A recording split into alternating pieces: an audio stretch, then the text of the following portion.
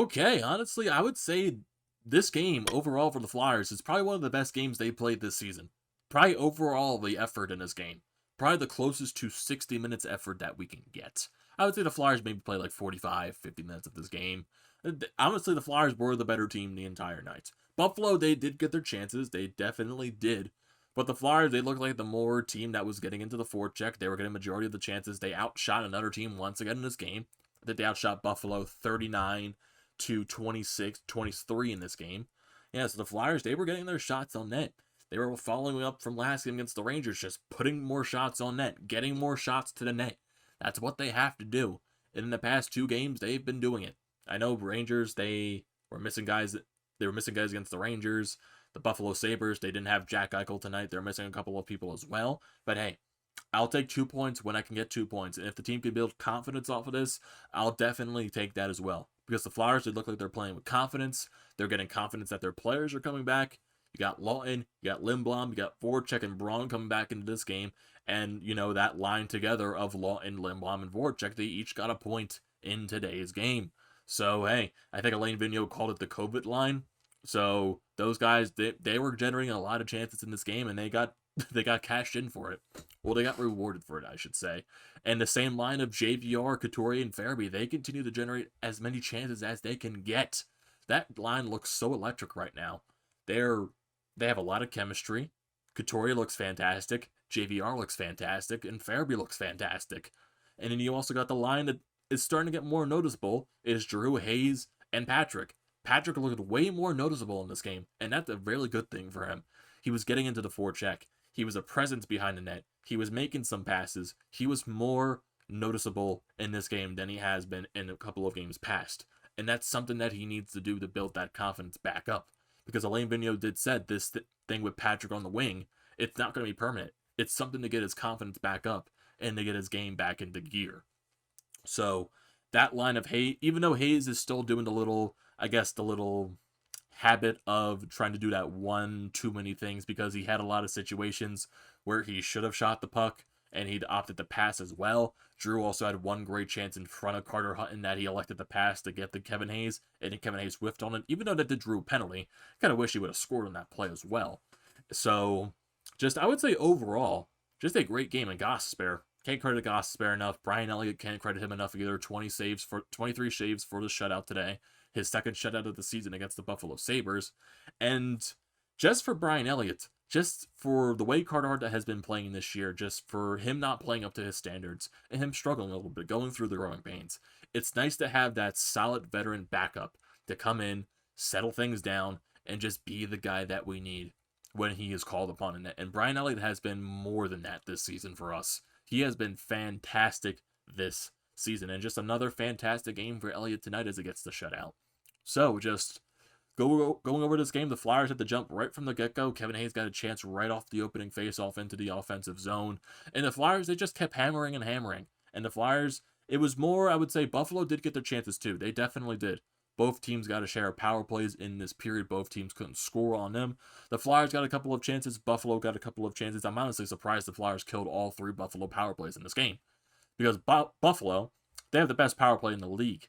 And they don't have Jack Eichel in this game. So I'm really surprised that the Flyers managed to kill off three Buffalo power plays. Even though the last Buffalo power play was in the final 30 seconds, but still, Buffalo had a lot of chances on that final one.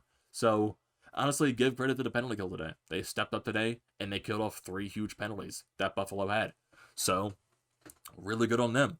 And the Flyers, they're pouncing once again in the offensive zone, and that first line is out there once again making a presence, and Travis Sanheim is up in the play on the left side of the wall, him and JVR. Sanheim comes out with a puck, finds Sean Couturier in the slot, takes the shot on net, and it deflects off of the hand of one of the Buffalo Sabres in front of the net, and it goes by Carter Hutton, and it's a 1-0 Flyers lead. And the Flyers almost made it 2-0 right after this, as Claude Giroux had a chance wide open in front of Carter Hutton. Wide open! And he elected to pass to Kevin Hayes, which did draw another penalty, but, it's kind of wish Drew kind of would have maybe tucked one around. Carter Hutton got around him a little bit, tucked it into the net. You also kind of wish Kevin Hayes got the stick onto the puck, but hey, it drew a penalty. But for Buffalo, that's a penalty you're gladly willing to take to prevent a goal there. So the Flyers go in the power play. They don't do anything once again. So Basically, I would say it was a great period by the Flyers, and Brian Elliott had to make some huge saves as well. He was really good in this game as well, and like I said, I can't credit Brian Elliott enough in this game. So you go 1-0 in the first period, then you go into the second period. Once again, the Flyers are getting the bulk of the chances. They outshot Buffalo in every period of this game. I think the Flyers had 10 plus shots in each period during this game. Yes, they did. First period, they had 11 shots. Second period, they had 15. The Flyers' best period was the second period overall.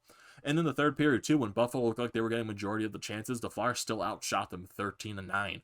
So the Flyers have been playing just overall a great game in this. Overall, a great game. They continue to get some chances, and then it comes to over halfway into this period. Get a really nice chance for the Flyers from the first line as well. So you get JVR to Couturier finding Shane Gostisbehere coming up the left side, left circle, 5-0 through Carter Hutton, and it's a 2-0 Flyers lead. A little bit of flashbacks to Shane Gostisbehere's rookie season and his junior year, or his junior season in the NHL, I should say, when he was the offensive dynamite that he was. So, and Gostisbehere, 2 goals in his past 2 games. He's looking a lot more confident, and he's taking a lot more shots. And if Ghost can find a way to draw this confidence and generate a lot of more offensive chances, that could be really dangerous for the Flyers. It could be really, really dangerous. And if he finds a way to chip in more on the power play, be that quarterback that he can be, that's scary. That is really scary. And this team, like I said, it looks like they have a lot of confidence up and down the lineup. All 4 lines were generating chances from the first line to the bottom line with Raffl, Bunnaman, and Aube-Kubel. And those guys had a lot of chances in this game as well, especially in the third period when they were forechecking a lot. But when you get to the third goal of this game, you get that third line out there. A little bit in the defensive zone. They bring the puck up. Voracek hands it over to Oscar Lindblom, who's on the right wall. And then he finds Scott Lawton, who's wide open for a breakaway. I have no idea how Lawton gets us wide open. He comes in, does a little bit of a dangle, goes 5-0, spreads the legs open of Carter Hutton, goes through it, and it's a 3-0 Flyers lead. And for those guys, Lawton, those guys haven't played in 2.5 weeks. For them to come back into the lineup today and each of them generate a point, that is huge for their confidence. Definitely huge, and that line did look like they have a lot of chemistry in this game. And like a lot of the lines that are put out on the ice, they look like they have a lot of chemistry with each other. The first line, the second line, the third line, and the fourth line. They all look like they have some type of chemistry. They definitely do. So, basically, the rest of the game, the Flyers definitely got a lot of chances, especially when you go into the third period. Buffalo was pushing a lot in this game. And even going back to the second period, I want to talk about this freaking Erik Gustafsson. What does this guy think he is? He's in the Flyers zone. The Flyers were getting hemmed down a little bit. And Gustafsson, I'm just going to throw the biscuit into the middle of the ice. And you know what happened? It set Buffalo up for I forget who it was in the slot, but it set that guy up for a great one-timer. Moose did make the save, but basically, Gustafsson set up Buffalo for a one-timer in the slot. What is this guy doing? And also, yeah, Phil Myers was not in the lineup today because he was a healthy scratch. Didn't play his best game on Wednesday against the Rangers, so I can understand why Alain Vigneault elected to be the healthy scratch him. And I can understand why he didn't healthy scratch a guy like Gustafsson because he got the goal on Wednesday. But I kind of would have see Haig get scratched because Haig really hasn't been good this year. And just that defensive pairing of Haig and Gustafsson have been flat out awful. Just been flat out awful. I definitely do expect Myers to be back in the lineup tomorrow. Either he benches, whether it's Haig, whether it's Gustafsson, you never know, it could be Gustafsson once again. Or who knows, since the Flyers won tonight, maybe Alain Vigneault just rolls with the same exact lineup. You just put Carter Hart in at this time. So you never know what could happen there. And like I said, now going back to the third period, there was a great chance for the fourth line. Nicolas Aube-Kubel, just getting in the defender, getting into his face, forcing him to turn the puck over, and then he sets up Michael Raffl for this brilliant one-timer, and he hits the post. He hit the post. I was just like, oh man, it was a beautiful chance set up right for you. And you see on the bench Nicolas Aube-Kubel laughing and Raffl not laughing because Raffl had a wide open net to shoot at, and he completely hit the pipe. You definitely know Raffl was pissed at himself a little bit there. But like I said, Buffalo, they got a lot more chances in the third period, and there were a lot of chances where both teams were hitting posts. There was like I would say like a stretch of like a couple of minutes where both teams were hitting posts on each side. So there was a lot of open ice for both teams. Buffalo got a lot of odd-man rushes. But the Flyers, I would say, when Buffalo got those chances, they got back defensively to break up those plays. They were hemmed in in their zone a couple of times during this game, especially in the third period.